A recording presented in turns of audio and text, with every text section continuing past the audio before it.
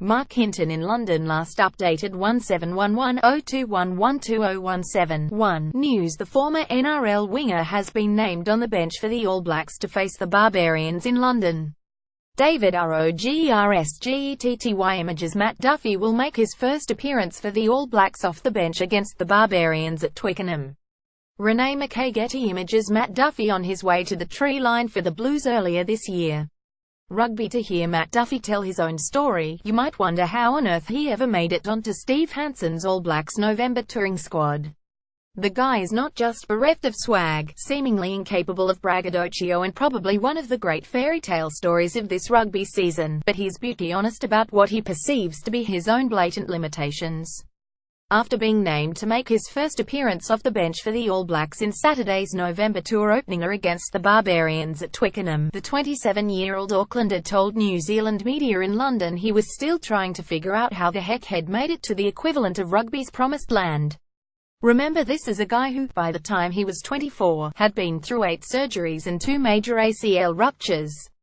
He was more broken than Humpty Dumpty after his worst tumble. Read more. Barbas something special. Foster. It's a local derby. Savvy or weird to face All Blacks Kino fighting for his AB spot, but somehow, after going a remarkable 847 days between first-grade appearances with the Melbourne Storm in Australia's National Rugby League, and having to teach himself to run all over again, he made it back to the park, and soon enough across the codes to rugby, where he'd always had a burning ambition to return. I never really thought about being an All Black because, frankly, I never felt worthy of the honour, said Duffie, who was a schoolboy rugby star at Auckland Talent Factory St Kentigern College, but was plucked straight out of those ranks by Craig Bellamy's Storm. Other people were saying, you're close, but at WASNT till my name got called out I thought, wow, this is really going to happen. It's an amazing feeling, but he swears when he came back to rugby to join Tana Umaga's Blues at the start of the 2016 season, he never envisioned this moment. All I wanted was to well for the Blues. I just wanted Blues rugby to be the best. Still do. After I signed, someone said, what about the All Blacks? It was all a bit far-fetched as I had so much to learn and the path is so long. Add feedback. He has also had to battle his own limitations after all those surgeries and rehabs. I'm not the same player physically as I was before.